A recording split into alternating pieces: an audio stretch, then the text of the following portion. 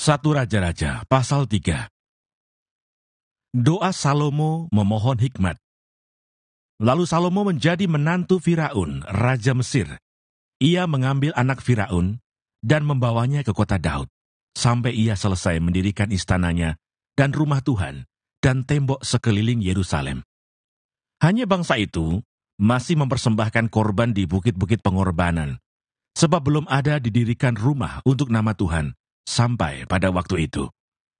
Dan Salomo menunjukkan kasihnya kepada Tuhan dengan hidup menurut ketetapan Daud ayahnya. Hanya ia masih mempersembahkan korban sembelihan dan ukupan di bukit-bukit pengorbanan. Pada suatu hari, raja pergi ke Gibeon untuk mempersembahkan korban, sebab disitulah bukit pengorbanan yang paling besar. 1000 korban bakaran dipersembahkan Salomo di atas mezbah itu. Di Gibeon itu, Tuhan menampakkan diri kepada Salomo dalam mimpi pada waktu malam. Berfirmanlah Allah, "Mintalah apa yang hendak kuberikan kepadamu." Lalu Salomo berkata, "Engkaulah yang telah menunjukkan kasih setiamu yang besar kepada hambamu Daud ayahku, sebab ia hidup di hadapanmu dengan setia, benar, dan jujur terhadap engkau. Dan engkau telah menjamin kepadanya kasih setia yang besar itu, dengan memberikan kepadanya seorang anak yang duduk di tahtanya seperti pada hari ini. Maka sekarang ya Tuhan Allahku, engkaulah yang mengangkat hambamu ini menjadi raja menggantikan Daud ayahku. Sekalipun aku masih sangat muda dan belum berpengalaman. Demikianlah hambamu ini berada di tengah-tengah umatmu yang kau pilih, suatu umat yang besar, yang tidak terhitung dan tidak terkira banyaknya. Maka berikanlah kepada hambamu ini hati yang faham menimbang perkara untuk menghakimi umatmu, dengan dapat membedakan antara yang baik dan yang jahat. Sebab siapakah yang sanggup menghakimi umatmu yang sangat besar ini?" Lalu adalah baik di mata Tuhan bahwa Salomo meminta hal yang demikian. Jadi berfirmanlah Allah kepadanya, "Oleh karena engkau telah meminta hal yang demikian, dan tidak meminta umur panjang atau kekayaan, atau nyawa musuhmu, melainkan pengertian untuk memutuskan hukum, maka sesungguhnya aku melakukan sesuai dengan permintaanmu itu. Sesungguhnya aku memberikan kepadamu hati yang penuh hikmat dan pengertian, sehingga sebelum engkau tidak ada seorang pun seperti engkau, dan sesudah engkau tak akan bangkit seorang pun seperti engkau. Dan juga apa yang tidak kau minta aku berikan kepadamu, baik kekayaan maupun kemuliaan, sehingga sepanjang umurmu tak akan ada seorang pun seperti engkau di antara raja-raja. Dan jika engkau hidup menurut jalan yang kutunjukkan, dan tetap mengikuti segala ketetapan dan perintahku, sama seperti ayahmu Daud, maka aku akan memperpanjang umurmu." Lalu terjagalah Salomo, ternyata ia bermimpi. Sekembalinya ke Yerusalem, berdirilah ia di hadapan tabut perjanjian Tuhan. Dipersembahkannya korban-korban bakaran dan korban-korban keselamatan. Kemudian ia mengadakan perjamuan bagi semua pegawainya. Hikmat Salomo pada waktu memberi keputusan. Pada waktu itu masuklah 2 orang perempuan sundal menghadap raja, lalu mereka berdiri di depannya. Kata perempuan yang satu, "Ya tuanku, aku dan perempuan ini diam dalam satu rumah, dan aku melahirkan anak pada waktu dia ada di rumah itu. Kemudian pada hari ketiga sesudah aku, perempuan ini pun melahirkan anak. Kami sendirian, tidak ada orang luar bersama-sama kami dalam rumah. Hanya kami berdua saja dalam rumah.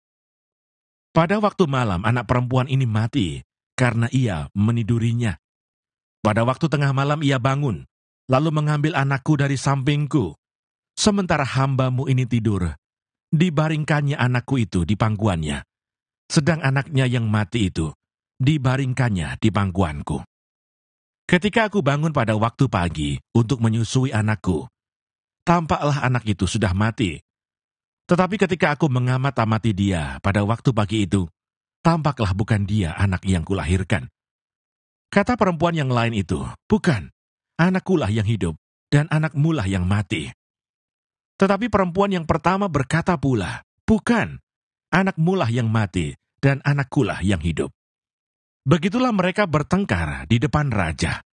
Lalu berkatalah raja, yang seorang berkata, anakkulah yang hidup ini, dan anakmulah yang mati. Yang lain berkata, bukan, anakmulah yang mati, dan anakkulah yang hidup. Sesudah itu raja berkata, ambilkan aku pedang. Lalu dibawalah pedang ke depan raja. Kata raja, penggalah anak yang hidup itu menjadi 2, dan berikanlah setengah kepada yang satu, dan yang setengah lagi kepada yang lain. Maka kata perempuan yang empunya anak yang hidup itu kepada raja, sebab timbullah belas kasihannya terhadap anaknya itu, katanya, ya tuanku, berikanlah kepadanya bayi yang hidup itu, jangan sekali-kali membunuh dia. Tetapi yang lain itu berkata, supaya jangan untukku ataupun untukmu penggalah.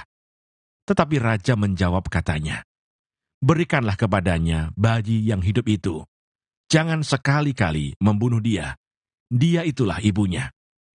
Ketika seluruh orang Israel mendengar keputusan hukum yang diberikan raja, maka takutlah mereka kepada raja, sebab mereka melihat bahwa hikmat daripada Allah ada dalam hatinya untuk melakukan keadilan.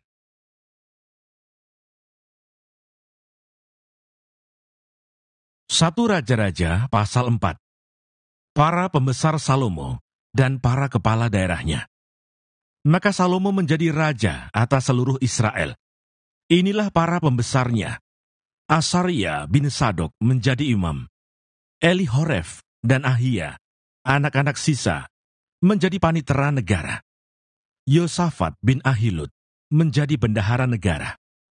Benaya bin Yoyada menjadi panglima. Sadok dan Abiatar menjadi imam.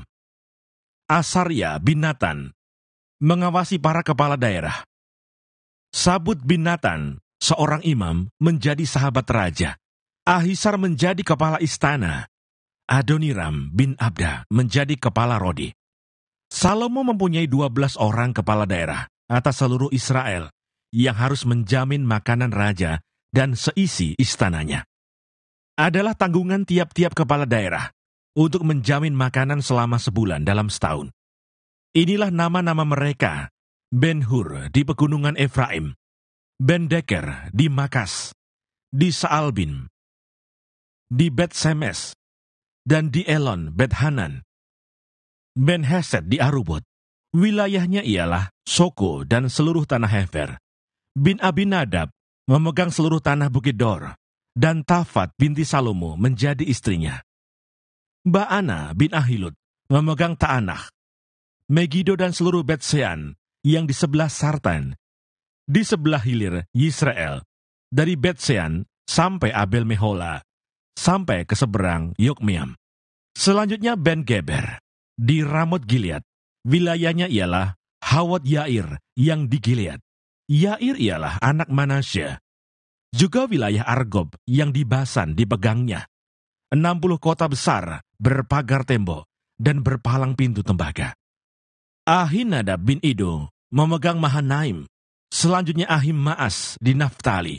Ia juga mengambil seorang anak Salomo menjadi istrinya, yakni Basmat. Selanjutnya Baana bin Husai di Asher dan di Alot. Lalu Yosafat bin Paruah di Isakar, dan Simei bin Ela di Benyamin. Geber bin Uri di tanah Gilead memegang tanah Sihon, raja orang Amori, dan tanah Og, raja Basan, dan dialah satu-satunya kepala daerah yang ada di tanah itu. Orang Yehuda dan orang Israel jumlahnya seperti pasir di tepi laut. Mereka makan dan minum serta bersukaria. Kebesaran Salomo.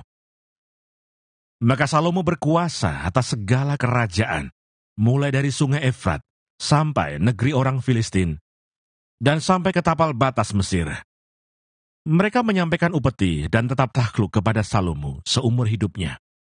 Adapun persediaan makanan yang diperlukan Salomo untuk sehari ialah 30 kor tepung yang terbaik dan 60 kor tepung biasa, 10 ekor lembu gemukan, dan 20 lembu gembalaan, dan 100 ekor domba. Belum terhitung rusa, kijang, rusa dandi, dan gangsa piaraan. Sebab ia berkuasa atas seluruh tanah, di sebelah sini sungai Efrat, mulai dari Tifsah sampai ke Gaza, dan atas semua raja di sebelah sini sungai Efrat. Ia dikaruniai damai di seluruh negerinya, sehingga orang Yehuda dan orang Israel diam dengan tenteram, masing-masing di bawah pohon anggur dan pohon aranya, dari Dan sampai Berseba, seumur hidup Salomo.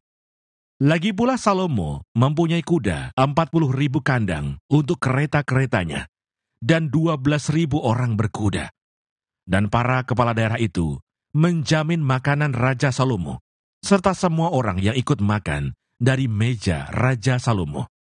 Mereka membawanya masing-masing dalam bulan gilirannya, dengan tidak mengurangi sesuatu apapun. Jelai dan jerami untuk kuda-kuda biasa dan kuda-kuda teji dibawa mereka ke tempat yang semestinya, masing-masing menurut tanggungannya. Dan Allah memberikan kepada Salomo hikmat dan pengertian yang amat besar, serta akal yang luas, seperti daratan pasir di tepi laut, sehingga hikmat Salomo melebihi hikmat segala Bani Timur dan melebihi segala hikmat orang Mesir. Ia lebih bijaksana daripada semua orang, daripada Etan, orang Israhi itu, dan daripada Heman, Kalkol, dan Darda, anak-anak Mahol. Sebab itu ia mendapat nama di antara segala bangsa sekelilingnya. Ia menggubah 3.000 amsal, dan nyanyiannya ada 1.005. Ia bersajak tentang pohon-pohonan, dari pohon aras yang di gunung Libanon, sampai kepada hisop yang tumbuh pada dinding batu. Ia berbicara juga tentang hewan, dan tentang burung-burung, dan tentang binatang melata, dan tentang ikan-ikan.